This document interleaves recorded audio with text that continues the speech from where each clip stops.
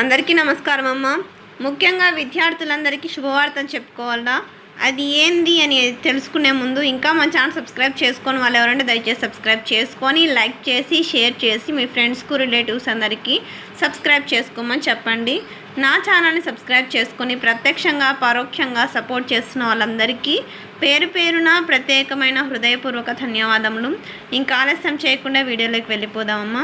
దయచేసి సబ్స్క్రైబ్ చేసుకొని వాళ్ళు ఎవరైనా దయచేసి సబ్స్క్రైబ్ చేసుకొని లైక్ చేసి షేర్ చేసి మీ ఫ్రెండ్స్కు రిలేటివ్స్ అందరికీ సబ్స్క్రైబ్ చేసుకోమని చెప్పండి.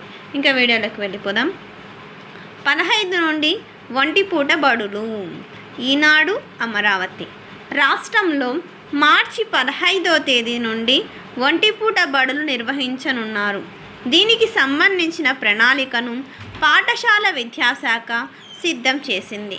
ఎండల తీవ్రత పెరుగుతున్నందున ఒంటిపూట బడులను మార్చి మొదటి వారం నుంచే నిర్వహించాలని ఉపాధ్యాయులు కోరుతున్నారు.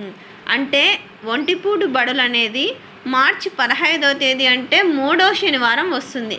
కానీ ఎక్కువ ఎండలు ఉండడం వల్ల ఒంటిపూట బడులను మార్చి మొదటి వారంలోనే ఫస్ట్ వీక్లోనే స్టార్ట్ చేయాలని ఉపాధ్యాయులు కోరుకుంటున్నారు. కాబట్టి అందరికీ చాలా ముఖ్యమైన అప్డేట్ ఏమంటే మీరు 15వ తేదీ కంటే ఫస్ట్ వీక్ అంటే ఇప్పుడు తెల్లవారితే మార్చి 1 ఫస్ట్ వీక్ అంటే ఇంక శనివారం వదిలేసుకుంటే మొదటి వారంలోనే ఒంటిపూట బడులు పెట్టాలని ఉపాధ్యాయులు కోరుకుంటున్నారు.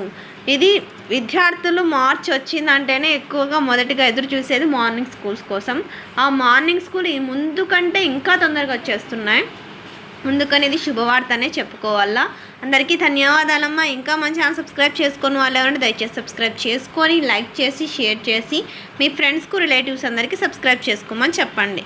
నా ఛానల్ని సబ్స్క్రైబ్ చేసుకొని ప్రత్యక్షంగా పరోక్షంగా సపోర్ట్ చేసిన వాళ్ళందరికీ పేరు పేరున ప్రత్యేకమైన హృదయపూర్వక ధన్యవాదములు. అందరికీ ధన్యవాదాలు. దయచేసి వీడియోని మాత్రం స్కిప్